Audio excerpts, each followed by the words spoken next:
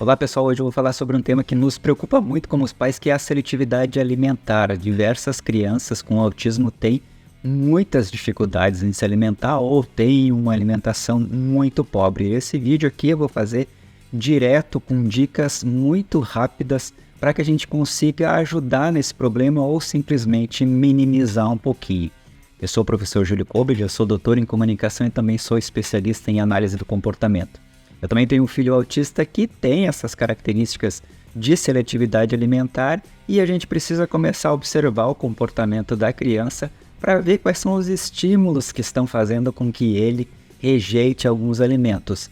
Também é importante a gente sempre conversar com a terapeuta ocupacional, com o nutricionista, para complementar também a alimentação para que as crianças fiquem super bem nutridas, né? Porque uma criança com fome também não aprende direito. Diversas coisas sensoriais podem afetar nesse processo da criança de não se alimentar bem. Então a gente deve pensar numa técnica que talvez ajude bastante, e ajudou aqui no meu caso, a gente a dividir, né, o alimento em pequenas partes e também dividir o comportamento em micro pedaços para que a criança não se incomode com aquilo que ela está se alimentando. Vamos imaginar a situação concreta.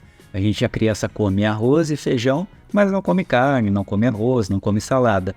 Normalmente, quando a gente vê essa situação, a gente fica desesperado e quer que a criança coma o máximo possível de alimentos na forma mais rápida possível, mas isso pode causar uma sobrecarga visual na criança, uma sobrecarga sensorial pelo gosto, pela textura, dependendo das características específicas de cada criança.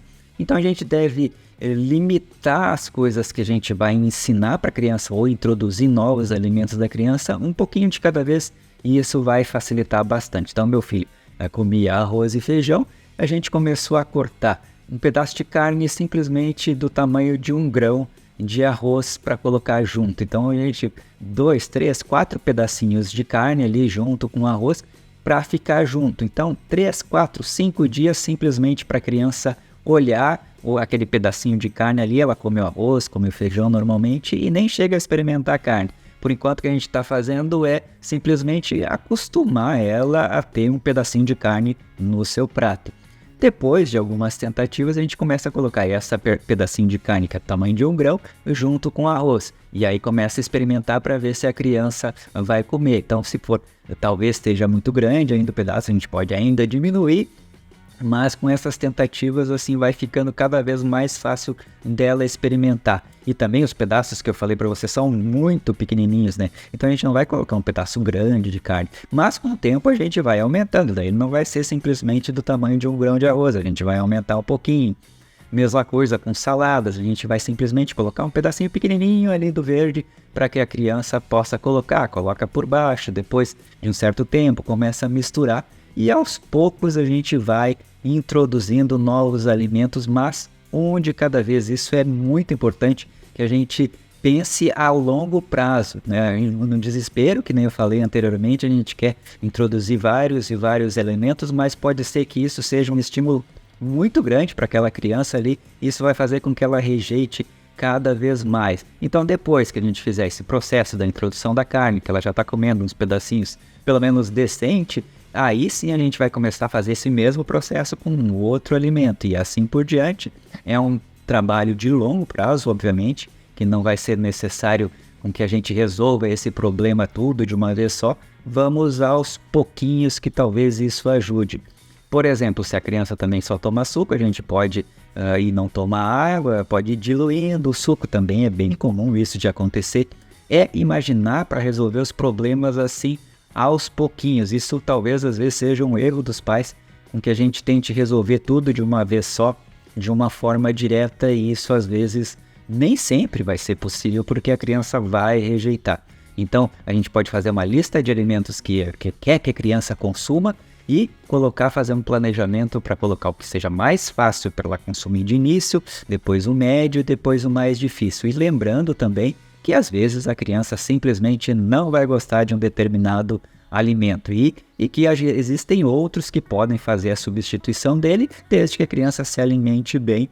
Muito importante também a gente não forçar a criança a comer aquilo que ela não quer. E é por isso que eu falei de primeiro vamos tentar ver quais são as coisas que são mais fáceis para ela. E aos pouquinhos a gente vai conseguindo minimizar esse problema sério que é da seletividade alimentar e que pode fazer muita diferença na vida da criança. Uma outra dica que eu dou para vocês é que no dia que a criança está com uma sensorialidade um pouco mais sensível, aí não tentar fazer isso, aí deixa ela comer o tradicional que ela está acostumada e buscar fazer isso nos dias que ela está um pouquinho melhor, que ela está bem disposta. Se ela tiver com um pouco mais de fome, também ajuda um pouco, mas simplesmente não adianta querer obrigar. A criança ela tem que se divertir, tem que gostar daquele alimento ali aos pouquinhos. E muito possível a gente consiga introduzir vários outros elementos de alimentação aos pouquinhos, mas sem fazer com que a criança tenha um sofrimento maior ou sem fazer com que ela fique triste na hora de se alimentar. Então vamos pensar estrategicamente,